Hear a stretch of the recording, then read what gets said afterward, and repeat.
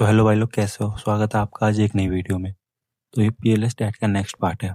तो हमारी कहानी की शुरुआत होती है जहाँ हमें उसी बंदे को दिखाया जाता है जो हमारे कैरेक्टर का टेस्ट ले रहा था लास्ट चैप्टर में।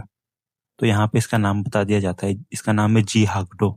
और ये हमारे हेविल ड्रैगन एसोसिएशन का स्ट्रेटेजिस्ट है। तो इसके पास वो बंदा आता है जो हमारे मेन कैरेक्टर को लास्ट में बता रहा था कि तुम्हें क्या करना है, तुम्हें गेट कीपर बनना है, ये सब। वो बताता है कि मैंने उसे as a first aid warrior place कर दिया, मतलब मैंने उसे फर्स्ट एड वॉरियर का काम दे दिया है। और मुझे लगता है कि वो कुछ दिनों में मैं उसके ओरिजिन, मतलब कि कहाँ से वो पैदा हुआ है, कहाँ पे उसका बैकग्राउंड है, मैं ये सब पता कर लूंगा।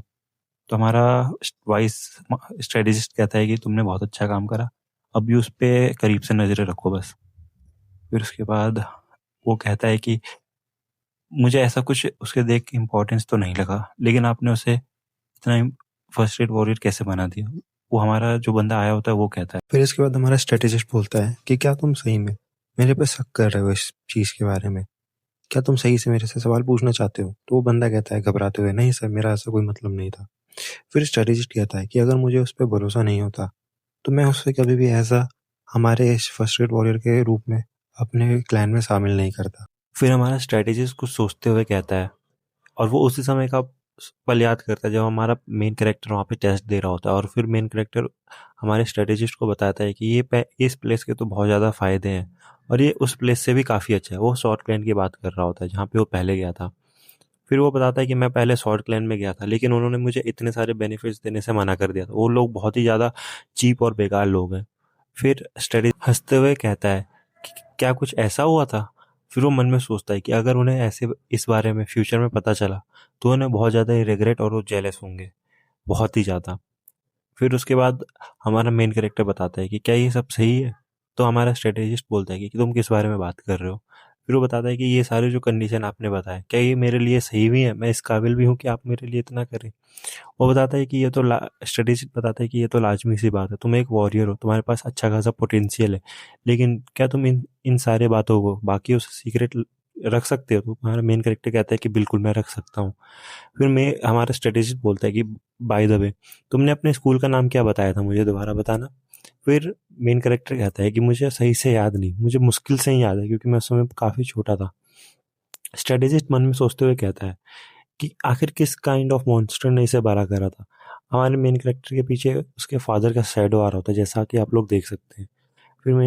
फिर हमारा मेन कैरेक्टर कहता है कि क्या मेरी आइडेंटिटी आपके लिए कुछ प्रॉब्लम है? मैं आपको एश्योर करता हूँ कि मेरी आइडेंटिटी रॉक सॉलिड है और मैं कुछ भी गलत काम नहीं करता था पहले। स्ट्रेटेजिस्ट कहता है कि नहीं, मैं बस क्यूरियस था कि तुम आखिर कैसे बैकग्राउंड से बिलोंग करते हो। तो मेन कैरेक्टर थोड़ा इरिटेट होते हुए कहता है कि आप बहुत ज़्यादा ही क्यूरियस रहते हैं, आपको बहुत सारी चीज़ों के बारे में जानना है, मेरे मार्शल स्कूल के बारे में, मेरे टीचर के बारे में। मेन कैरेक्टर कहता है कि एक मार्शल आर्टिस्ट को बस स्ट्रांग होना चाहिए, ताकि अपना काम अच्छे से कर सके। हमारा स्ट्रेटेजिस्ट मन में सोचते हुए कहता है, ऑफ कोर्स ये बात तो सच है, लेकिन मैं क्यूरियस था कि आखिर इस काइंड ऑफ स्ट्रांग आदमी को कैसा टीचर रहा होगा। बेसिकली वो हैरान होकर सोच रहा होता है कि हमारा मेन कैरेक्टर काफ़ी ज़्यादा स्ट्रांग है, तो उसका टीचर कैसा रहा होगा। तो फिर स्ट्रेटेजिस्ट कहता है कि तुम बहुत ज़्यादा पावरफुल हो, तुमने अभी तक मोरी में कदम क्यों नहीं रखे अपने? हमारा मेन कैरेक्टर बोलता है कि नहीं, मैं एक डिसेंट मार्शल आर्टिस्ट हूँ एज अ मर्सनरी, लेकिन मोरी में एक अलग जगह है, वहाँ पे मेरे से भी ज़्यादा स्ट्रॉन्ग स्ट्रॉन्ग लोग होंगे।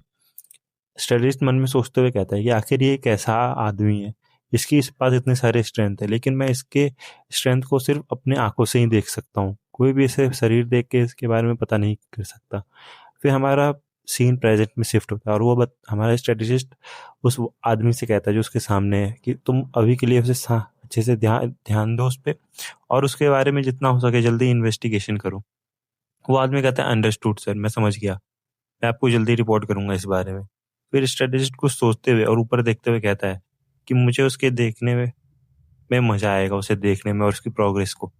और फिर वो सोचता है कि इस सब के अलावा मैं सोचता हूँ कि मैं उसके बारे में उसका और क्या यूज कर सकता हूँ। फिर हमारा सीन शिफ्ट होता है और हमें 1 साल बाद का सीन दिखाया जाता है जहाँ पे हमारा मेन कैरेक्टर अपने बच्चों को सुला रहा होता है। वो कहता है, बच्चों सो जाओ, प्यार से सो जाओ, मेरे बच्चों तुम प्यार से सो जाओ, तुम ताकि सो जाओ, ताकि मुझे कल सुबह काम पे भी जाना है तुम्हारे पापा को। फिर लेकिन उसके बच्चे सो नहीं रहे होते हैं, वो कुछ बदमाशी कर रहे होते हैं, कोई रो रहा होता है और वो अपने फादर के साथ बदमाशी ऐसे ही सो नहीं रहे होते। फिर हमारा मेन कैरेक्टर सोचते हुए कहता है कि मुझे एज अ टेम्पररी नैनी भी रख लेनी चाहिए थी, ताकि वो उन्हें रात में भी संभाल सके। मुझे उन्हें अपने नैनी को बोलना पड़ेगा कि इन्हें दिन में सोने से मना करे, ताकि ये रात में अच्छे से सो सके। क्या तुम्हें अपने डैडी पे तरस नहीं आ रहा जरा सभी बच्चों? मुझे कल काम पे जाना और तुम सो नहीं रहे। शुश बेबी, सो जाओ सो जाओ। वैसे ही अपने बच्चों को सुला रहा होता है।